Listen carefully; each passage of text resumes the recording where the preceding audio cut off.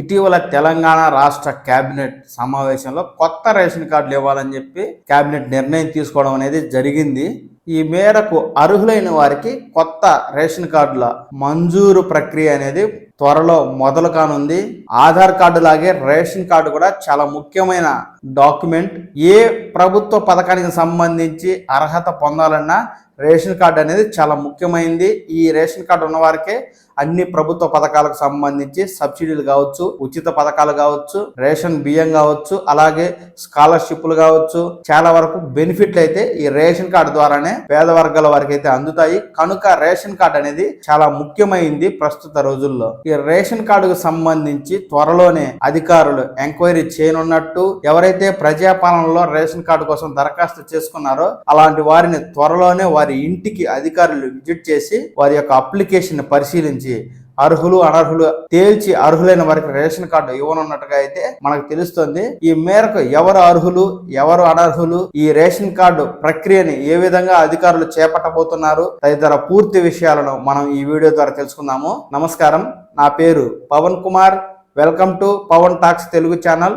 ఆంధ్ర కావచ్చు, తెలంగాణ కావచ్చు, ప్రభుత్వ పథకాల సమాచారం, రాష్ట్ర కేంద్ర ప్రభుత్వ ఉద్యోగ సమాచారం ఎప్పటికప్పుడు ఆధారాలతో సహా నేను ఉన్నట్టుగా మీకు తెలియజేస్తూ ఉంటాను. ఈ సమాచారం మీకు కావాలి అనుకుంటే ఈ పవన్ టాక్స్ తెలుగు ఛానల్ని లైక్ చేయండి, షేర్ చేయండి, సబ్స్క్రైబ్ చేయండి.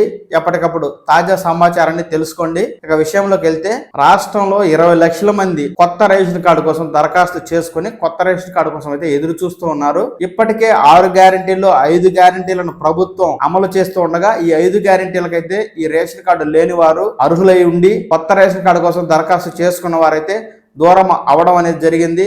ఈ 5 గ్యారెంటీలు కూడా రేషన్ కార్డు ఉన్న వారికే ప్రభుత్వం అమలు చేస్తుంది. లేని వారికి కొత్త రేషన్ కార్డు వచ్చిన తర్వాత మీరు అప్లై చేసుకోండి అని చెప్పి అధికారులు అయితే తెలియజేస్తున్నారు.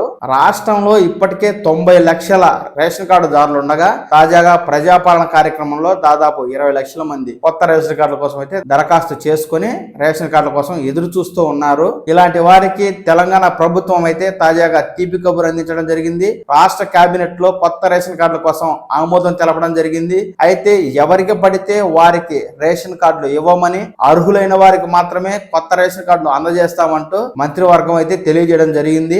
ఎవరైతే రేషన్ కార్డు కోసం అప్లికేషన్ పెట్టి ఉన్నారో అలాంటి వారి వివరాలను మొదటగా ఆన్లైన్లో అధికారులు స్క్రూనిటీ చేసి సంబంధిత వ్యక్తులు ఈ రేషన్ కార్డుకు అర్హులు అని అధికారులు భావించినట్టయితే రేషన్ కార్డులు అనేవి వారికి జారీ చేస్తారు. ఈ మేరకు ప్రభుత్వం కొత్తగా సాఫ్ట్వేర్ ని అయితే అప్డేట్ చేయడం జరిగింది. ప్రభుత్వ రంగాలకు సంబంధించిన వివిధ సంస్థల సమాచారాన్ని ప్రభుత్వం అయితే సేకరించుకుందండి. ఇన్కమ్ ట్యాక్స్ డిపార్ట్మెంట్ కావచ్చు, అట్లాగే ఆర్టీఓ డిపార్ట్మెంట్ కావచ్చు, అలాగే వ్యవసాయ శాఖ నుంచి భూములకు సంబంధించిన సమాచారం కావచ్చు, ఇలా రకరకాల డిపార్ట్మెంట్ నుంచి ప్రభుత్వం అయితే సమాచారం సేకరించి ఒక సాఫ్ట్వేర్ అప్డేట్ చేయడం జరిగింది.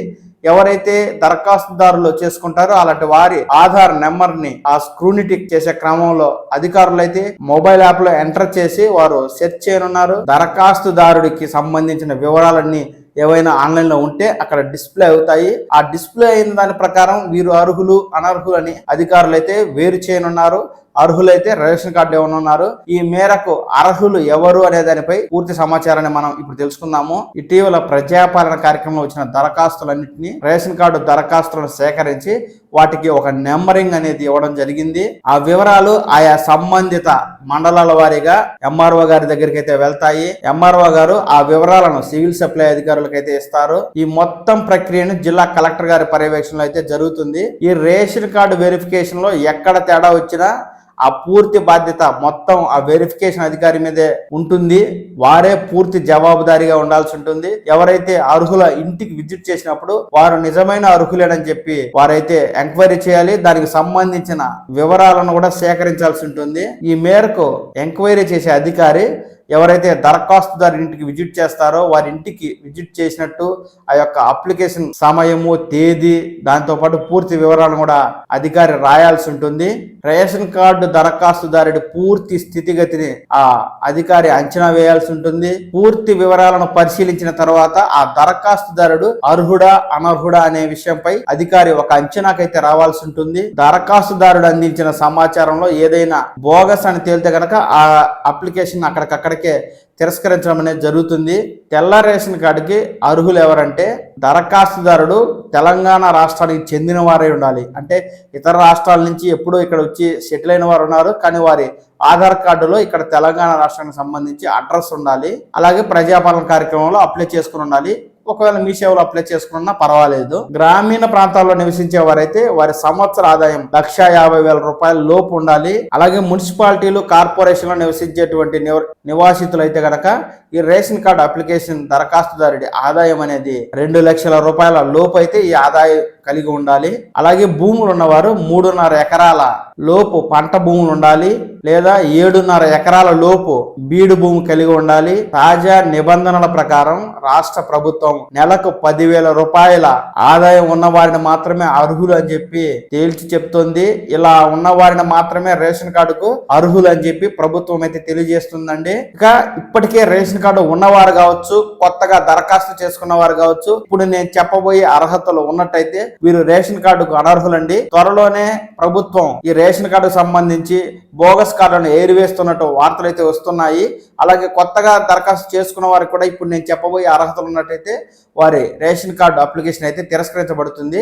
వారు ఎవరంటే ఎవరైనా కుటుంబంలో ప్రభుత్వ ఉద్యోగం చేస్తూ ఉంటే అలాంటి కుటుంబంలోని వ్యక్తులు గనక ఈ రేషన్ కార్డుకు అప్లై చేసుకుంటే వారు అనర్హులుగా ఉంది. సొంతంగా కారు, పెద్ద భవనం, బిల్డింగ్లు ఏమన్నా ఉంటే గనక, అంటే 130 గజాలకు మించి బంగ్లాలు, పెద్ద పెద్ద బిల్డింగ్లు, కార్లు, లారీలు, ఇట్లా ఏమైనా హెవీ వెహికల్స్ ఉంటే గనక అలాంటి వారు మీరు ఏదైతే అప్లికేషన్ పెట్టుకున్నప్పుడు ఇలాంటి వ్యక్తులు కనుక కుటుంబంలో ఉంటే వారిని తొలగించి మిగతా వాళ్ళు పెట్టుకోవాల్సి ఉంటుంది.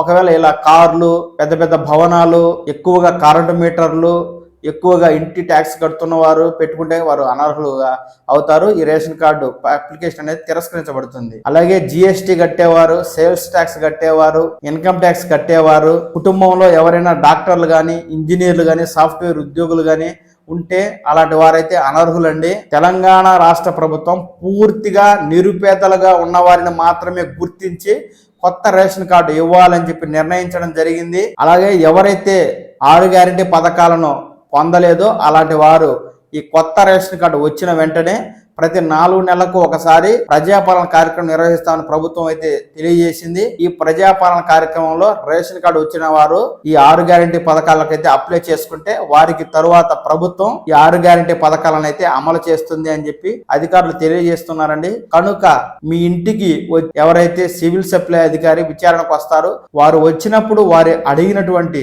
పత్రాలు ఒరిజినల్ మీరు చూపించి వారు అడిగిన ప్రశ్నలకు సమాధానం చెప్పడం ద్వారా మీరు అర్హులైతే కొత్త రేషన్ కార్డు పొందవచ్చు.